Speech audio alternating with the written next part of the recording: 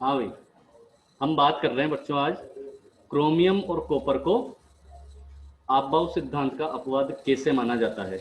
इस प्रश्न को मैं यहाँ पर क्लियर करने जाती हूँ।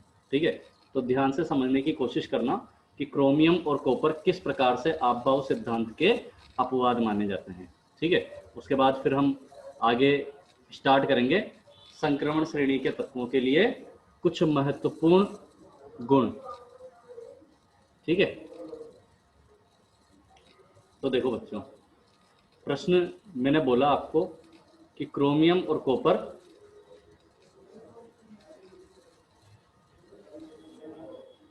आपबाउ सिद्धांत के अपवाद माने जाते हैं। ठीक है, प्रश्न वापस से मैं बोर्ड पे एक बार लिख देता हूं कि क्रोमियम व कॉपर, ठीक है, ये क्रोमियम और कॉपर आपबाउ सिद्धांत के अपवाद माने जाते हैं। इसका कारण क्या है, कारण समझने की कोशिश करते हैं। ठीक है, सबसे पहले हम क्रोमियम की बात करें। ठीक है, तो क्रोमियम परमाणु क्रमांक होता है 24। ठीक है, तो इसमें अगर हम इसका इलेक्ट्रॉनिक विन्यास लिखेंगे तो इसका इलेक्ट्रॉनिक विन्यास 3d4 4s2 होना चाहिए था, लेकिन इसका नजदीकी जो इलेक्ट्रॉनिक विन्यास है वो आर्गन 3d5 4s1 है, यानी कि एक इलेक्ट्रॉन 4s में से संक्रमित होकर कहां पर चला जाता है, 3d में चला जाता है। ठीक है, और जैसे ही ये 3d5 4s1 इलेक्ट्रॉनिक विन्यास धारण करता है, ये अर्धपूरित विन्यास होने के कारण अर्धपूरित विन्यास होने के कारण स्थायित्व प्राप्त कर लेता है। ठीक है, अर्धपूरित विन्यास होने के कारण ये स्थायित्व प्राप्त कर लेता है। बिल्कुल जो कहानी क्रोमियम की है वही कहानी किसके लिए हम कहेंगे यहाँ पर, वही कहानी हम कहेंगे कॉपर के लिए। और कॉपर के लिए क्या कहानी कहेंगे, कॉपर का परमाणु क्रमांक होता है 29।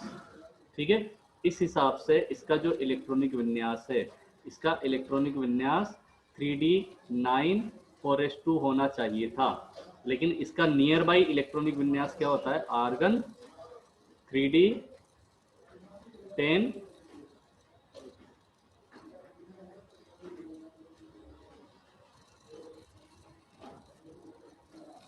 Argon 3d10 4s1। और जैसे ही ये वाला विन्यास आता है, तो ये वाला विन्यास आते ही ये आपको दिख रहा है पूर्ण पूरित विन्यास। ठीक है, ये विन्यास कौन सा है, ये है पूर्ण पूरित विन्यास। ये कौन सा विन्यास है, पूर्ण पूरित विन्यास। और जैसे ही ये वाला विन्यास आता है, ये पूर्ण पूरित विन्यास। ठीक है, ये पूर्ण पूरित विन्यास। पूर्ण पूरित विन्यास आंशिक पूरित विन्यास की तुलना में अधिक स्थायी होता है। तो इसीलिए क्रोमियम और कॉपर को आपबाउ सिद्धांत का अपवाद माना जाता है। यहाँ भी एक इलेक्ट्रॉन 4s में से 3d में ट्रांसफर हो जाएगा, संक्रमित हो जाएगा, इसीलिए तो इनको संक्रमण श्रेणी के तत्व कहते हैं। ठीक है, अब देखो आगे बात करते हैं। ये तो हमारी बात हुई किसकी, इलेक्ट्रॉनिक विन्यास की। ठीक है, अब हम संक्रमण श्रेणी के तत्वों के लिए कुछ महत्वपूर्ण संक्रमण श्रेणी तत्वों के सामान्य गुणधर्म की बात करेंगे। किसकी बात करेंगे हम, सामान्य गुणधर्म की बात करेंगे। संक्रमण श्रेणी तत्वों के सामान्य गुणधर्मों की बात करेंगे, सामान्य गुणधर्म। ठीक है, एक तो होते हैं सामान्य गुणधर्म और एक पढ़ेंगे हम अभिलाक्षणिक गुणधर्म। दो तरह के गुणधर्म पढ़ने हैं हमें संक्रमण श्रेणी के तत्वों के, एक तो सामान्य गुणधर्म और एक अभिलाक्षणिक गुणधर्म। ठीक है, सामान्य गुणधर्म तो वो होते हैं जो सभी तत्वों के होते हैं, एस ब्लॉक के तत्वों के भी होते हैं, पी ब्लॉक के तत्वों के भी होते हैं, डी ब्लॉक के तत्वों में भी होते हैं, एफ ब्लॉक के तत्वों के भी होते हैं। लेकिन एक होता है अभिलाक्षणिक गुणधर्म।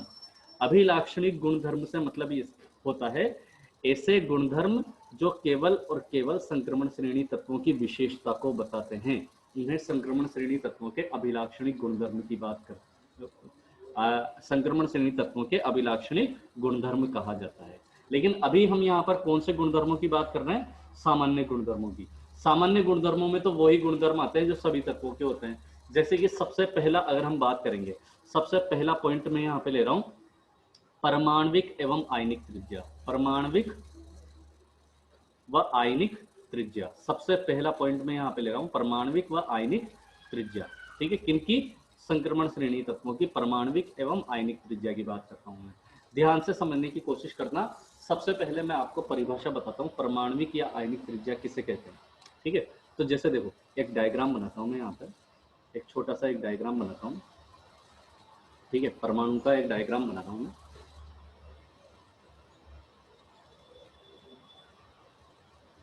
ठीक है, ये मैंने परमाणु बनाया। ठीक है, थोड़ा सा और बड़ा बनाना चाहिए।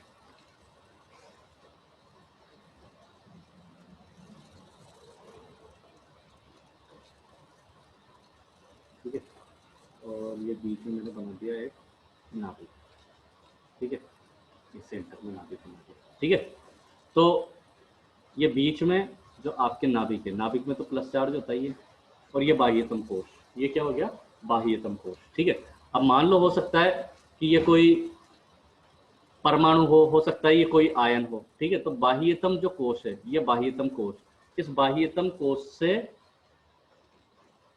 नाभिक के मध्य, ये नाभिक, ठीक है, बाह्यतम कोश से नाभिक के मध्य की जो दूरी होती है, ठीक है, ये दूरी जो है, इस दूरी को ही क्या कहा जाता है? परमाणविक त्रिज्या कहा जाता है। ठीक है, परमाणविक त्रिज्या कहा जाता है। वापस से परिभाषा समझना कि किसी परमाणु या आयन के बाह्यतम कोश के इलेक्ट्रॉन, या बाह्यतम कोश में जो इलेक्ट्रॉन है, बाह्यतम कोश के इलेक्ट्रॉन एवं नाभिक के मध्य की जो दूरी होती है, उस दूरी को ही क्या कहा जाता है? परमाणविक त्रिज्या कहा जाता है। ठीक है, अब हम बात कर रहे हैं संक्रमण श्रेणी के तत्वों के लिए परमाणविक त्रिज्या की। ठीक है, तो देख याद रखना, संक्रमण श्रेणी के तत्वों के लिए जो परमाणविक त्रिज्या है वो भी एक तरह से विशेष गुणधर्म ही है। जैसे मैं 3D संक्रमण श्रेणी के तत्व लेता हूँ, साइंस टीचर विनीता कृपलानी मन फेकोनी क्यों जाने, ये मैंने तत्व ले लिए। ठीक है, इनके मैं परमाणु क्रमांक भी लिख देता हूँ, कलर चेंज करके लिख देता हूँ परमाणु क्रमांक 21 22 23 24 25 26 27 28 29 और ये 30। ठीक है, अब देखो आप एक बात पे गौर करना, आप एक बात पे गौर करना, स्कैंडियम से जिंक तक जाने पर, ठीक है, स्कैंडियम से जिंक तक जाने पर क्या हो रहा है? ठीक है, क्या चीज आप यहाँ पर देख रहे हो? ठीक है, अब सबसे पहली बात तो एक बात और मैंने बताई दी आपको, किसी परमाणु या आयन के बाह्यतम कोश के इलेक्ट्रॉन और नाभिक के मध्य की जो दूरी होती है वही परमाणविक त्रिज्या होती है, और अगर वो आयन हो तो वो आयनिक त्रिज्या होती है। याद रखना, धातुओं के आयन सदैव धनायन होते हैं। धातुओं के जो आयन है वो सदैव क्या होते हैं? धनायन होते हैं। और याद रखना, एक लाइन बोल रहा हूँ, इसको ध्यान से समझने की कोशिश करना।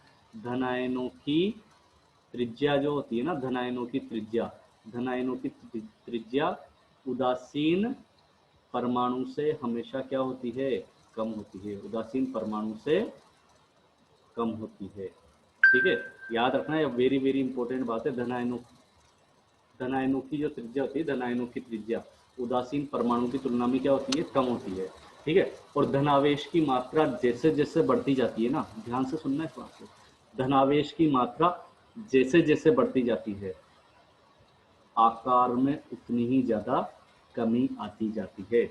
जैसे कि एक एग्जाम्पल के लिए बात करूँ मैं, एक में ले रहा हूँ Fe, एक ले रहा हूँ मैं Fe+2 और एक ले रहा हूँ मैं Fe+3। ठीक है, देखो मैंने यहाँ पर 3 स्पीसीज लिए। एक तो मैंने उदासीन स्पीसीज लिए Fe, एक लिया है मैंने जिसपे +2 चार्ज है, और एक लिया है मैंने Fe+3। एक है Fe+2, एक है Fe+3 और एक है Fe। तो याद रखना, इन तीनों में से मैं अगर कहूँ कि सबसे बड़ा आकार किसका होगा, तो यहाँ पे Fe का आकार सबसे बड़ा होगा और Fe+3 का आकार सबसे छोटा होगा। आवेश जैसे जैसे बढ़ता जाता है, धनावेश की मात्रा जैसे जैसे बढ़ती जाती है, आकार में उतनी ही कमी होती रहती है। ठीक है, तो अब मैं आ रहा हूँ परमाणविक और आयनिक त्रिज्या पे। ठीक है, तो याद रखना आप, अब देखो स्कैंडियम से जिंक तक जाने पर, ठीक है, स्कैंडियम से जिंक तक जाने पर आप एक बात पे गौर कर रहे हो कि परमाणु क्रमांक क्या हो रहा है, जेड, परमाणु क्रमांक को जेड से प्रदर्शित करते हैं, परमाणु क्रमांक क्या हो रहा है, बढ़ रहा है, परमाणु क्रमांक क्या हो रहा है, बढ़ रहा है। परमाणु क्रमांक का मतलब क्या होता है, परमाणु क्रमांक का मतलब होता है प्रोटॉनों की संख्या, परमाणु क्रमांक का मतलब क्या होता है, प्रोटॉनों की संख्या, यानी कि प्रोटॉनों की संख्या बढ़ रही है, 21 से लेकर 30 तक जा रहे हो तो परमाणु क्रमांक बढ़ेगा, प्रोटॉनों की संख्या बढ़ेगी, प्रोटॉनों की संख्या बढ़ेगी तो धनावेश बढ़ेगा, और धनावेश बढ़ेगा तो प्रभावी नाभिकीय आवेश के मान में भी वृद्धि होगी।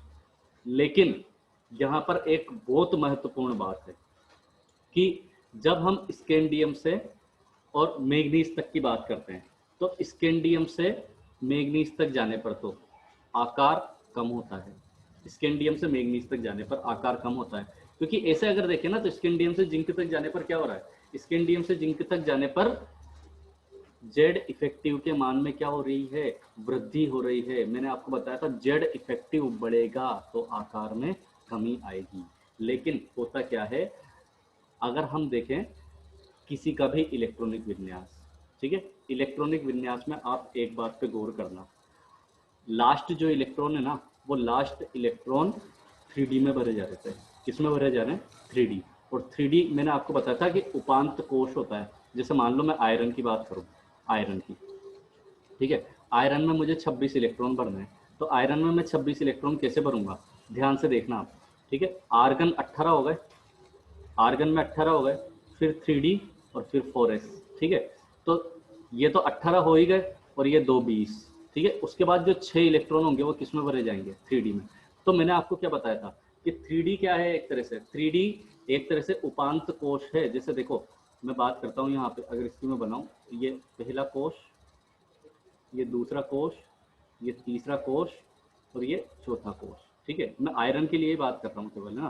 तो मैंने क्या किया, एक तरह से अलग पेन ले लेते हैं, हाँ ये ग्रीन पेन ले लेता हूँ, ठीक है, तो मैं मान लेता हूँ कि ये तो है आपका 4s, यहाँ पे तो क्या है 4s, ठीक है, तो 4s में थोड़ा सा मोटा कर देते हैं इसको, ये ठीक है, तो ये है 4s, ठीक है, 4s में ये 2 इलेक्ट्रॉन भर दिए, ठीक है। अब बाकी के जो 6 इलेक्ट्रॉन है वो कहाँ पर भरने में आ रहे हैं, वो आ रहा है 3D में भरने में। मैंने आपको क्या बताया था, 3D कहाँ पे है, ये तो है उपांत कोश, ये तो कौन सा है, उपांत कोश, और ये 4s क्या है, ये है अंतिम कोश या बाह्यतम कोश, ठीक है। तो जैसे ही इलेक्ट्रॉन अंदर भरने में आएंगे ना, 3D में इलेक्ट्रॉन जैसे जैसे बढ़ते जाएंगे, 3D में इलेक्ट्रॉन बढ़ने के साथ साथ बाह्यतम कोश के इलेक्ट्रॉन पर परिरक्षण प्रभाव भी बढ़ेगा।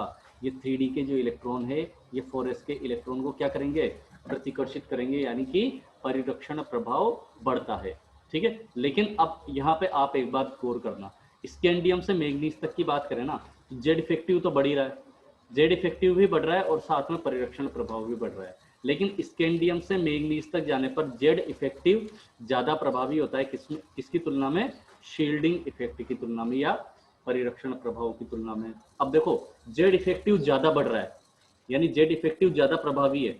अब मैंने आपको क्या बताया था, जेड इफेक्टिव बढ़ता है तो आकार में कमी आती है, और शील्डिंग इफेक्ट बढ़ता है तो आकार में वृद्धि होती है। लेकिन यहाँ पर दोनों में से ज्यादा प्रभावी कौन सा है, जेड इफेक्टिव ज्यादा प्रभावी है। तो इस कंडीशन में स्कैंडियम से जिंक तक, स्कैंडियम से मैग्नीज तक जाने पर आकार में क्या आती है, कमी आती है, आकार में कमी, ठीक है। अब आगे देखो, अब आगे देखो आप, मैं बात करता हूं आयरन से निकल तक की, ठीक है, आयरन से निकल तक जेड इफेक्टिव का जो मान होता है ना, वो जेड इफेक्टिव का मान लगभग बराबर हो जाता है किसके, शील्डिंग इफेक्ट की। क्योंकि आप एक बात पे गौर करो, यहाँ पे तो अगर आयरन में बात करें तो 6 इलेक्ट्रॉन, ठीक है, कोबाल्ट में बात करें तो 7 इलेक्ट्रॉन, और निकल में बात करें तो 8 इलेक्ट्रॉन किसमें होते हैं, आंतरिक या उपांत डी कक्षकों में होते हैं। तो देखो यहाँ पे जेड इफेक्टिव का मान लगभग लगभग किसके, शील्डिंग इफेक्ट के बराबर है। तो इस कंडीशन में देखो जितना आकार इसकी वजह से, जेड इफेक्टिव की वजह से जितना आकार घटा था उतना ही आकार शील्डिंग इफेक्ट की वजह से बढ़ गया। यानी कि अगर हम कहें तो यहाँ पर क्या होगा, आकार समान रहेगा, आकार समान रहेगा। लेकिन अगर मैं बात करूं किसकी, अगर मैं बात करूं कॉपर और जिंक की, अगर मैं बात करूं किसकी, कॉपर और जिंक की, तो कॉपर और जिंक में क्या होगा, कॉपर और जिंक में एक बात गौर करना है यहाँ पे, कॉपर और जिंक में क्या चीज देखने को मिल रही है, आंतरिक जो डी कक्षक है, इसका इलेक्ट्रॉनिक विन्यास देखें तो इसका इलेक्ट्रॉनिक विन्यास है 3d10, ठीक है, 4s1, ठीक है, और इसका भी है 3d10 4s1, यानी कि मैक्सिमम इलेक्ट्रॉन प्रेजेंट है डी में, डी में मैक्सिमम इलेक्ट्रॉन प्रेजेंट है ना, तो ये डी के जो इलेक्ट्रॉन है ये बाह्यतम कोश के इलेक्ट्रॉन को बहुत ज़्यादा क्या कर देंगे, बहुत ज़्यादा प्रतिकर्षित कर देंगे, यानी परिरक्षण प्रभाव, इस कंडीशन में शील्डिंग इफेक्ट का जो मान है वो ज़्यादा हो जाएगा किससे, जेड इफेक्टिव की तुलना में, ठीक है। तो इस कंडीशन में आकार में क्या हो जाएगी, वृद्धि होगी, आकार में वृद्धि होगी, ठीक है। तो बात समझ में आई, यानी स्कैंडियम से मैग्नीज तक तो आकार में कमी आती है, ठीक है, फिर आकार समान रहता है और फिर आकार बढ़ता है, ठीक है। तो जैसे जैसे देखो, अगर मैं इसको एक एक तरह से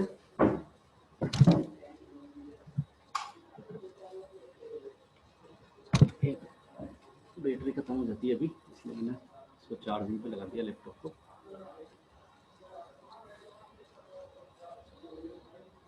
ठीक है। तो देखो एक बात पे गौर करना, अगर मैं यहाँ पे परमाणु क्रमांक के साथ, जैसे मैंने यहाँ पे तो क्या ले लिया, परमाणु क्रमांक, यहाँ तो ले लिया मैंने परमाणु क्रमांक, ठीक है, जेड, ठीक है, और यहाँ ले लिया मैंने आकार, ठीक है, यहाँ क्या ले लिया मैंने, आकार, ठीक है। तो जैसे मान लो यहाँ पे ये 21 है, ये 22 है, 23, 24, 25, 26, 27, 28, 29 और 30, ठीक है। तो पहले मान लो आकार ये था यहाँ पर, ठीक है, तो पहले तो आकार में क्या आ रही है, कमी आ रही है, ठीक है, फिर आकार बराबर हो रहा है और फिर आकार में वृद्धि होगी। तो आप एक बात पे गौर करो, इस वाले पॉइंट को देखो और इस वाले पॉइंट को देखो, आकार लगभग लगभग क्या हो रहा है, समान, इसीलिए कहा जाता है कि संक्रमण श्रेणी के जो तत्व हैं उनके आकार लगभग लगभग समान होते हैं। उसका कारण क्या होता है, एक नंबर में प्रश्न पूछा जाता है, एक नंबर में प्रश्न पूछा जाता है, प्रश्न क्या पूछा जाता है कि संक्रमण श्रेणी के तत्वों का आकार लगभग समान होता है, इसका कारण क्या है, इसका कारण आंतरिक डी कक्षकों में इलेक्ट्रॉन द्वारा परिरक्षण प्रभाव है। बात समझ में आई या नहीं आई, एक बार मैं आपसे बातचीत कर लेता हूँ, अनम्यूट का ऑप्शन दे रहा हूँ आपको, बताओ आपको समझ में आया या नहीं आया, आया, क्लियर समझ में आ गया बच्चों,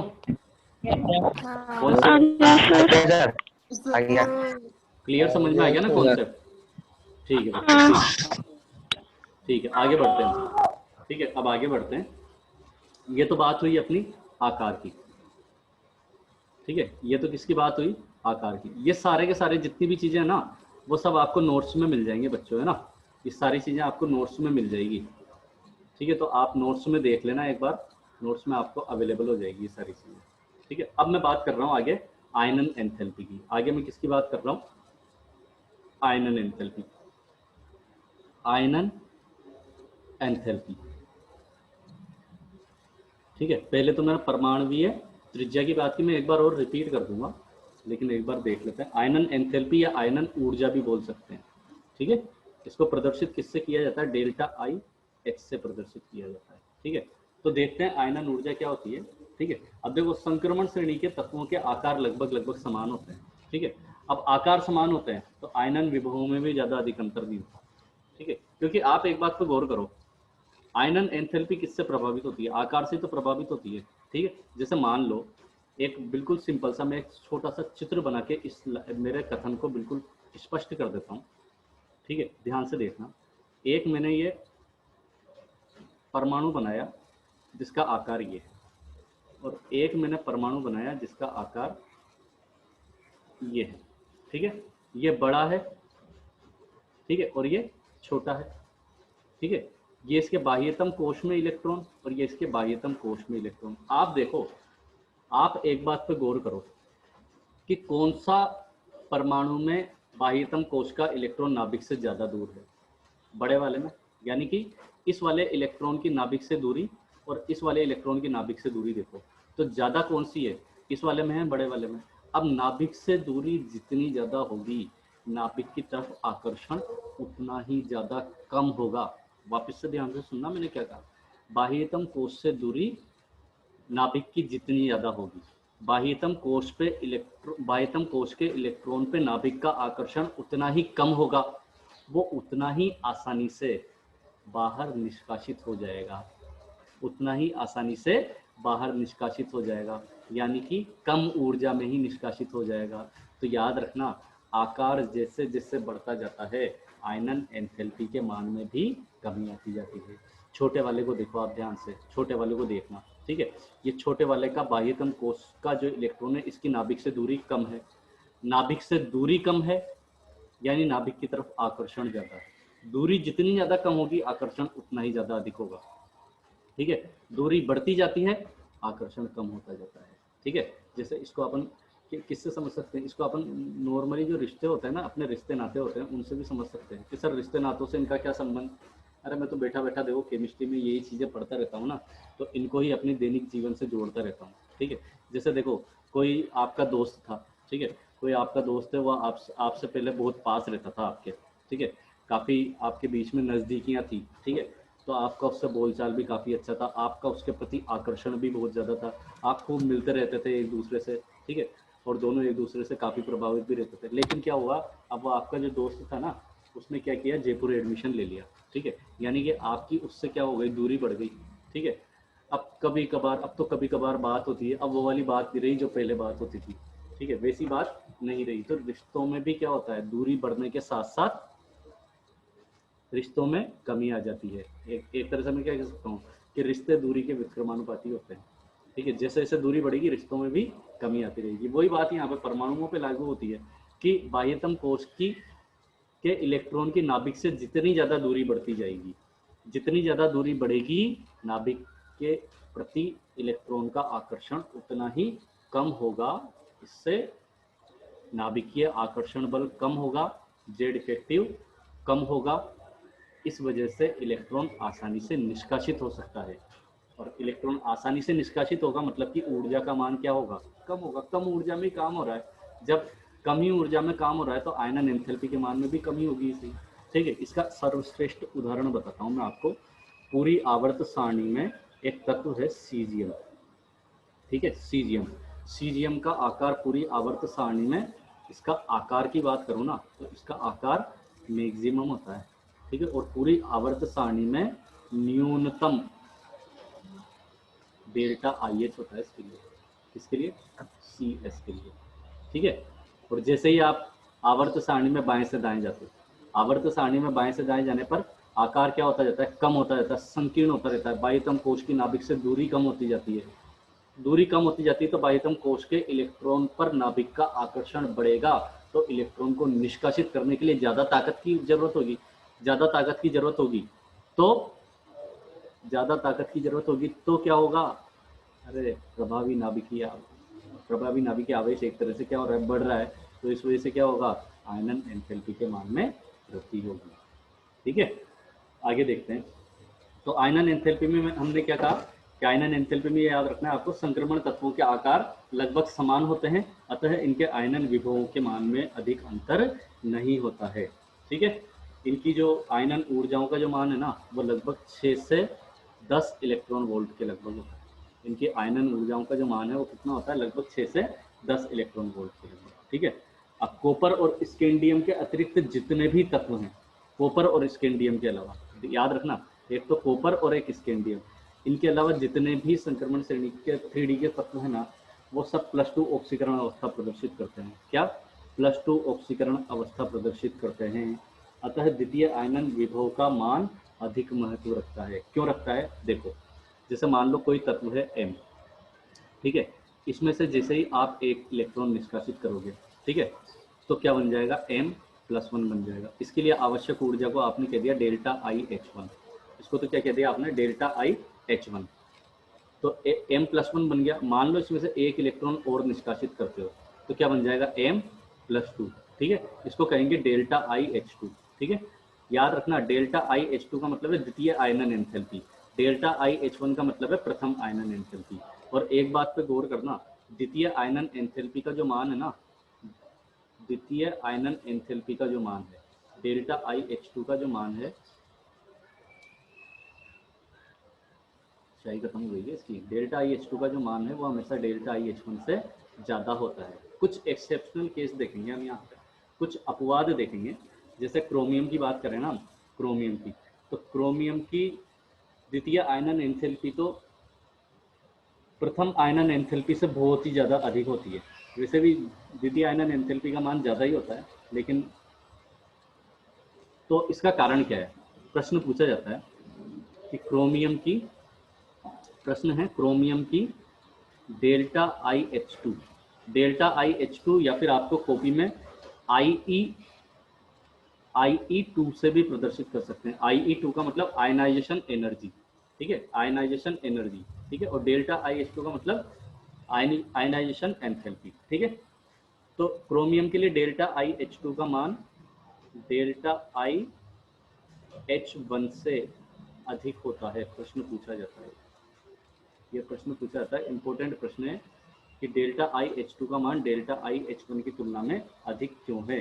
तो देखो इधर, जैसे मान लो क्रोमियम की बात करेंगे, क्रोमियम में से एक इलेक्ट्रॉन निष्कासित हुआ, ठीक है, तो क्या बन गया Cr+1, ठीक है। अब क्रोमियम का इलेक्ट्रॉनिक विन्यास क्या होता है? इसका होता है 3d5 4s1। आपने एक तरह से 4s में से एक इलेक्ट्रॉन निकाला, जो कि बहुत आसानी से निकल जाएगा, क्योंकि जैसे ही एक इलेक्ट्रॉन निकलेगा ना, तो एक इलेक्ट्रॉन निकलते ही वो स्थाई 3d5 4s 0 में बदल जाएगा। ये डेल्टा IH1, ठीक है, या इसको क्या बोलूँगा मैं, IE1 भी बोल सकता हूँ, ठीक है, ये भी दोनों में से कुछ भी बोल सकते हैं। लेकिन जैसे ही आप दूसरा इलेक्ट्रॉन निकालोगे, एक और इलेक्ट्रॉन आप निष्कासित करते हो, तो आप ये जो एक और इलेक्ट्रॉन निकाल रहे हो, ये किस में से निष्कासित करोगे? ये स्थाई 3d5 विन्यास में से निष्कासित करोगे। और क्रोमियम जब 3d5 वाली अवस्था में है, अर्धपूरित विन्यास वाली अवस्था में है, तब वो इलेक्ट्रॉन निष्कासित करने में बहुत नाटक करेगा। वो कहेगा भैया मैं क्यों इलेक्ट्रॉन दूं, मैं तो इलेक्ट्रॉन जैसे ही दूंगा मेरा तो स्थाई तो कम हो जाएगा। लेकिन फिर उससे कहेंगे कि ले यार थोड़ा बहुत एक्स्ट्रा पैसा ले लेना यार, और थोड़ी एक्स्ट्रा ऊर्जा ले लेना, कि नहीं मैं तो नहीं करूँ, मेरा स्थायित्व कम हो जाएगा, अरे यार थोड़ा सा और ले लो, बार्गेनिंग करनी पड़ेगी फिर, ठीक है। तो यहाँ पर मतलब एक तरह से यूँ है कि यहाँ पर ऊर्जा बहुत ज़्यादा अधिक देनी पड़ेगी, ऊर्जा बहुत ज़्यादा अधिक देनी पड़ेगी, तो डेल्टा IH2 या IE2 का जो मान है वो बहुत ज़्यादा अधिक हो जाएगा। समझ में आया या नहीं आया? बिल्कुल सेम कहानी जो इसकी है, वही कहानी कॉपर के लिए है। कॉपर के लिए डेल्टा IH2 का मान डेल्टा IH1 से बहुत ज़्यादा अधिक होता है, या फिर मैं कहूँ IE2 का मान IE1 से बहुत ज़्यादा अधिक होता है, ठीक है। कपिल नागर कह रहा आ गया सर, अच्छी तरह से समझिए, ठीक है बेटा, देखेंगे आगे, ठीक है। तो कॉपर के लिए भी बात कर रहा हूँ मैं, कॉपर के लिए बात कर रहा हूँ कि IE2 का मान IE1 की तुलना में ज़्यादा क्यों है, ठीक है। तो देखना इसको, दिलीप लोधा, मयंक मीणा, देखेंगे बेटा, अभी बात करेंगे, पहले ये वाला पॉइंट और बताता हूँ मैं, फिर आप लोगों से बात करूँगा, ठीक है। तो देखो कॉपर की बात करें तो कॉपर का इलेक्ट्रॉनिक विन्यास क्या है, 3d10 4s1, ठीक है। इसमें से आप जैसे ही एक इलेक्ट्रॉन निष्कासित करोगे, तो यानी कि ये क्या है, IE1 है, तो ठीक है, एक इलेक्ट्रॉन निष्कासित करोगे तो क्या बन जाएगा Cu+1। ये इलेक्ट्रॉन कहाँ से निष्कासित हुआ है, 4s में से निष्कासित हुआ है, इसमें से निष्कासित हुआ है 4s में से, ठीक है। तो इसका इलेक्ट्रॉनिक विन्यास क्या हो जाएगा, 3d10 4s 0। अब इसमें से आप एक इलेक्ट्रॉन और निष्कासित कर रहे हो, यानी कि ये क्या है, IE2 है, ठीक है। जैसे ही आप एक इलेक्ट्रॉन निष्कासित करते हो क्या बन जाएगा, Cu+2 बन जाएगा, और इसका इलेक्ट्रॉनिक विन्यास क्या हो गया, 3d9 4s 0। तो आप एक बात पे गौर करो, Cu+1 में से इलेक्ट्रॉन जो निष्कासित कर रहे हो, अब तो ये और भी ज्यादा स्थायी विन्यास है, पूर्ण पूरित 3d10 विन्यास में से इलेक्ट्रॉन निष्कासित कर रहे हो, कीमत बड़ी चुकानी पड़ेगी, कीमत बहुत बड़ी चुकानी पड़ेगी, इसलिए इसके लिए भी IE2 का मान IE1 की तुलना में ज़्यादा हो जाता है, ठीक है। अब आया होगा आपको अच्छे से समझ में, ठीक है। ये 2 पॉइंट थे, आज मैंने आपको 2 पॉइंट अच्छे से क्लियर करवाएं, ठीक है। अब मैं एक बार, लोकेश मालव बेटा क्या लिख रहे हो, ए, ठीक है। चलो अब मैं आपको अनम्यूट करता हूँ, और कुछ जो बच्चे हाथ खड़ा कर रहे थे, वो मुझे मैसेज में बता दो बेटा, अगर कोई प्रॉब्लम हो तो। अब मुझे बताओ समझ में आया नहीं आया। अनम्यूट किया है मैंने आपको, बताओ क्लियर अच्छे से समझ में आ गया? दोनों टॉपिक समझ में आ गए? हाँ सर। आ गया ठीक है बच्चों, अब मुझे वो बच्चे मैसेज करके बता दो। आ गया सर। हाँ ठीक है बच्चों, अब मुझे मैसेज करके बता दो बच्चों कि आप में से कौन ऐसे बच्चे हैं जो जिनको समझ में नहीं आया हो, कोई डाउट हो, किसी भी तरह का कोई डाउट हो तो बताओ। 3 मिनट की क्लास और बच रही है अभी अपनी, बता दीजिए। अभी आज हमने 2 टॉपिक कंप्लीट कर लिए। एक तो आकार कह सकते हैं, या फिर क्या कह सकता हूँ मैं, परमाणुवीय त्रिज्या। ठीक है, मयंक मीणा कह रहा है सर एक बार और समझा दो। ठीक है, तुरंत बेटा अभी तो 2 मिनट का टाइम, चलो करवा देता हूँ मैं, एक बार और रिपीट करवा देता हूँ। ठीक है, तो ये एक बार देख लेना आप। पहले आकार को देख लो। आकार में मैंने आपको बताया था कि स्कैंडियम से जिंक तक जाने पर, ये स्कैंडियम से जिंक तक जाने पर परमाणु क्रमांक बढ़ता है। परमाणु क्रमांक बढ़ेगा, जेड इफेक्टिव का मान बढ़ेगा, यानी आकार में क्या होनी चाहिए, कमी होनी चाहिए। लेकिन स्कैंडियम से मैग्नीज तक की बात करें तो स्कैंडियम से मैग्नीज तक के लिए जेड इफेक्टिव का मान शील्डिंग इफेक्ट की तुलना में ज़्यादा होता है। इस कंडीशन में आकार में क्या आती है, कमी आती है।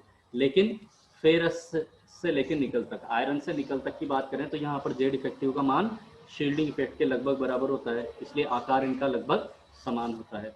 कॉपर और जिंक के लिए अगर हम बात करें तो कॉपर और जिंक के लिए शील्डिंग इफेक्ट का मान जेड इफेक्टिव से बहुत ज़्यादा अधिक होता है, इस कारण से आकार में वृद्धि होती है। तो एक तरह से देखा जाए ना तो स्कैंडियम से जिंक तक जाने पर आकार लगभग क्या बना रहता है, समान बना रहता है। इसके बाद मैंने बात की थी आयनन एंथैल्पी की। आयनन एंथैल्पी में मैंने ये बताया आपको कि संक्रमण श्रेणी के तत्वों के लिए आयनन एंथैल्पी के मान लगभग समान रहते हैं। क्यों रहते हैं, क्योंकि इनका आकार लगभग समान रहता है, 6 से 10 इलेक्ट्रॉन वोल्ट के लगभग रहता है। ठीक है, कुछ क्वेश्चन बताया मैंने आपको, जैसे क्रोमियम के लिए द्वितीय आयनन एंथैल्पी का मान, क्रोमियम के लिए द्वितीय आयनन एंथैल्पी का मान प्रथम आयनन एंथैल्पी से अधिक होता है। कॉपर के लिए द्वितीय आयनन एंथैल्पी का मान प्रथम आयनन एंथैल्पी से अधिक होता है। इसका कारण क्या बताया मैंने आपको कि दूसरा, क्रोमियम में सेकंड इलेक्ट्रॉन जो है वो स्थायी अर्धपूरित विन्यास में से निष्कासित हो रहा है, जबकि कॉपर के लिए भी वही बात है, कॉपर में से भी सेकंड इलेक्ट्रॉन जो है, ये सेकंड इलेक्ट्रॉन स्थायी पूर्ण पूरित विन्यास में से निष्कासित हो रहा है। इसलिए क्रोमियम व कॉपर के लिए द्वितीय आयनन एंथैल्पी का मान प्रथम आयनन एंथैल्पी से अधिक होता है। ठीक है, आज के लिए इतना ही काफ़ी है।